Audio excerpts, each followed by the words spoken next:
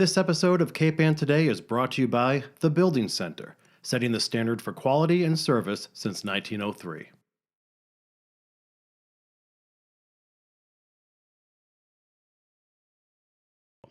Ethan Forman of the Gloucester Times joins us once again to tell us about everything happening on Cape Ann, because there's always so much happening. We've got two big stories for you this week. Thanks for joining us, Ethan. How you doing? Hey, how you doing? Great. All right, you've had a lot of articles in there this week. The big enchilada, it's always on the forefront of everyone's minds here, is road repair and the difference between public and private roads and who's responsible. So let's dig into that issue. Yeah, I mean, you would think that if you drive down a road and you're able to drive down a road, it's a public street and the city comes and paves it and whatever. But apparently Gloucester has a lot of private roads. Now, they're not like, if you go to someone's house and there's a big pillars and it says, keep out, you don't go down. That's a private drive. But there are these things called statutory private ways. Is that the legal term? I'm not sure. Statutory private ways. Whereas in your deed, it's going to say people have the right to go on the street out front. So who's responsible? Who's responsible for the upkeep? You are. If you're in a butter, you and everybody on the street are supposed to maintain the road.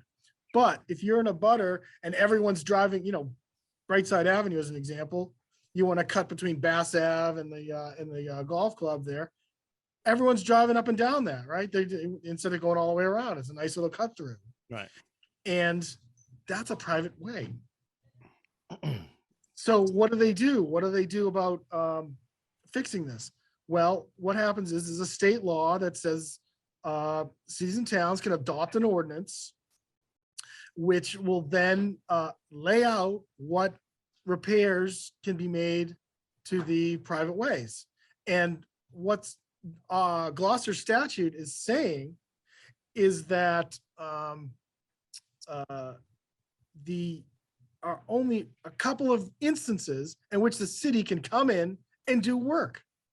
So like temporary repairs, like potholes, materials. And the other thing is emergency repairs. You can't get the fire truck down the street.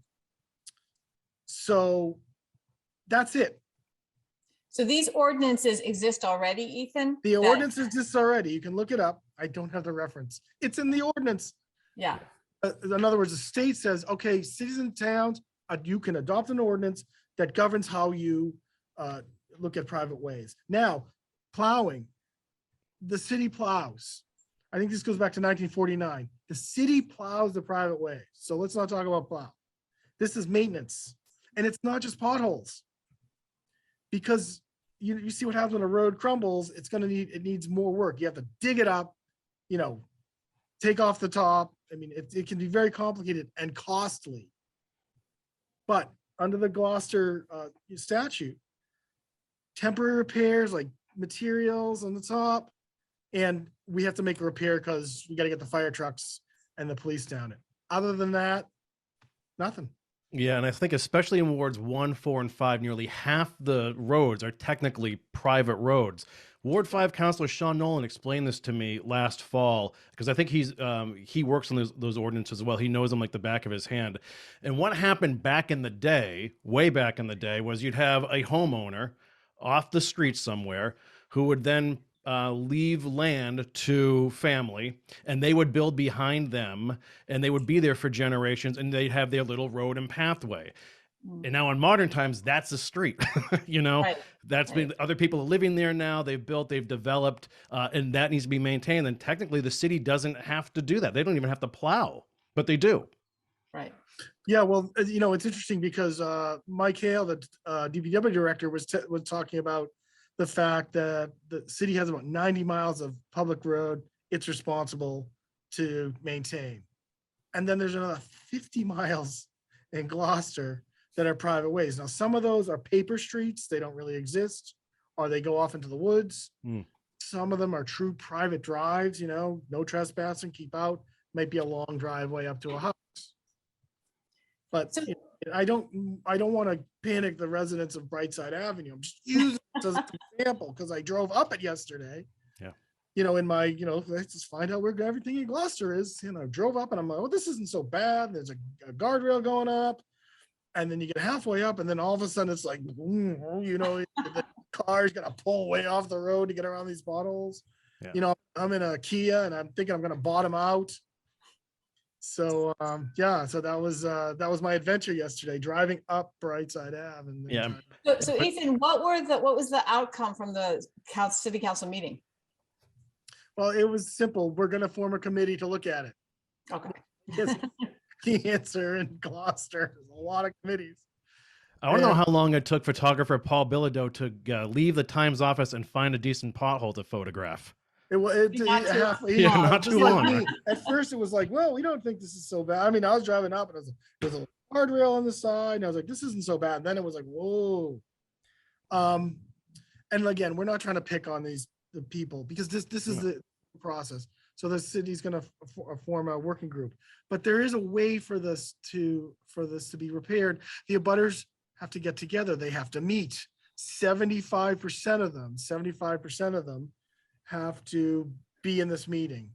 And then of the abutters. The new city council committee, you mean? No, this is if the residents on any avenue, road, beach road, they want to get together, they want to fix it, and they want the city to fix it, but they pay for it. They have to get together in a meeting, they have to hold a meeting.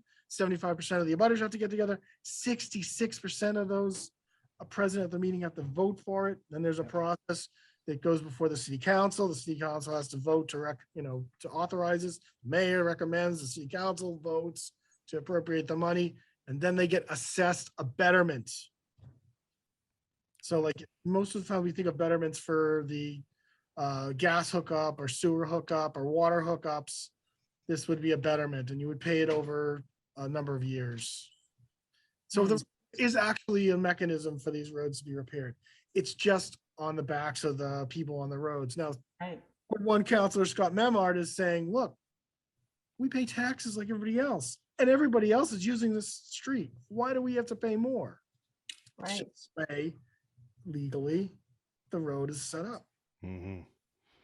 Interesting. I'm sure there'll be much more on that to follow up on, Ethan. Okay, another big story this week that you worked on was a possibility of the Veterans Affairs clinic on Main Street in Gloucester moving to Salem.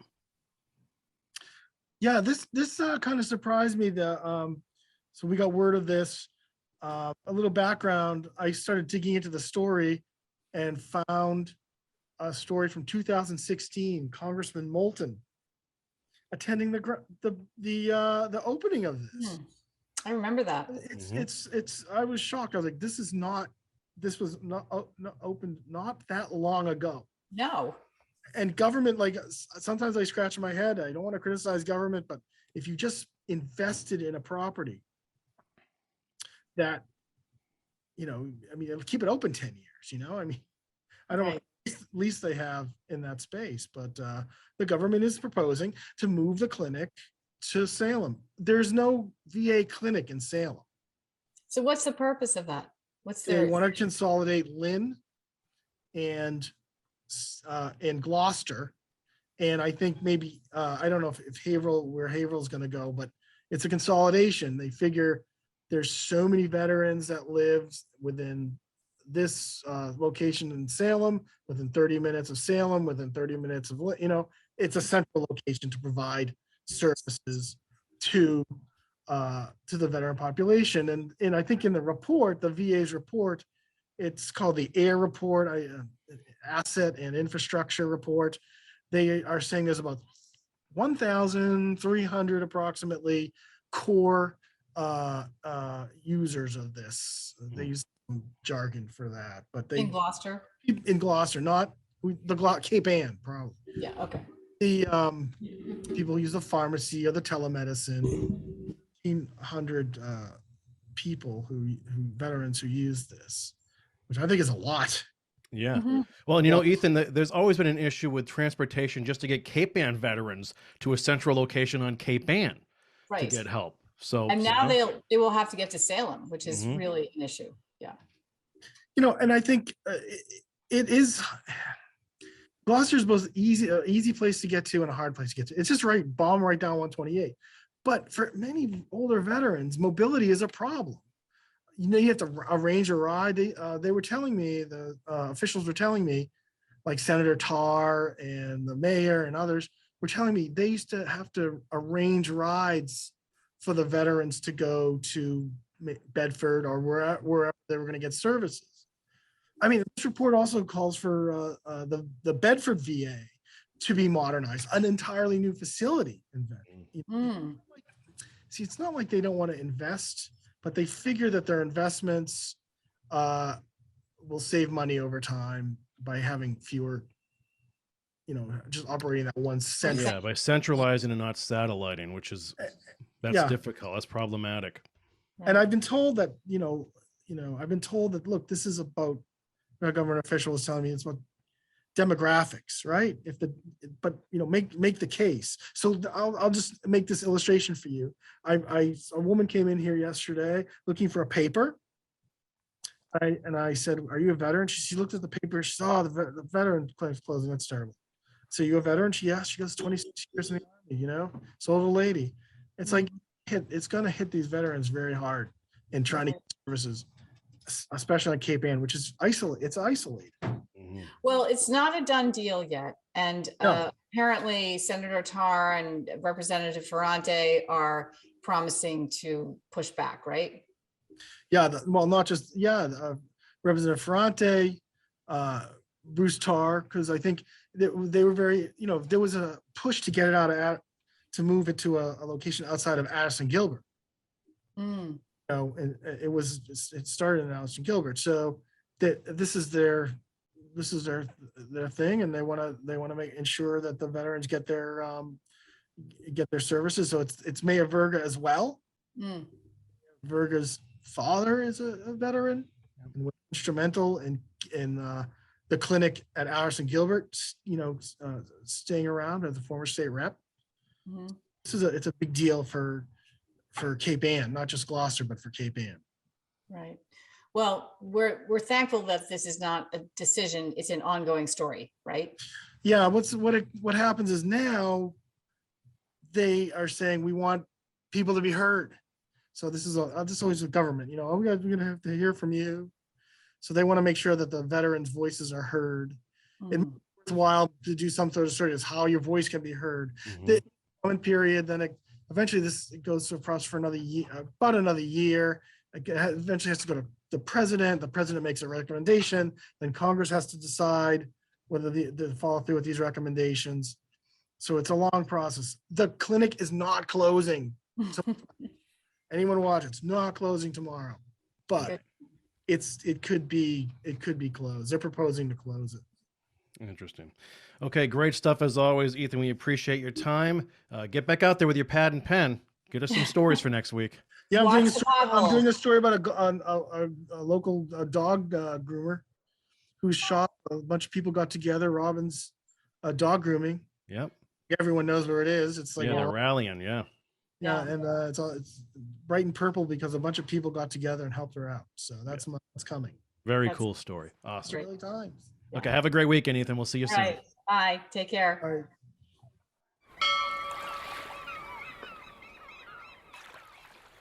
Interested in a sponsorship? Email sponsor@1623studios.org to learn more.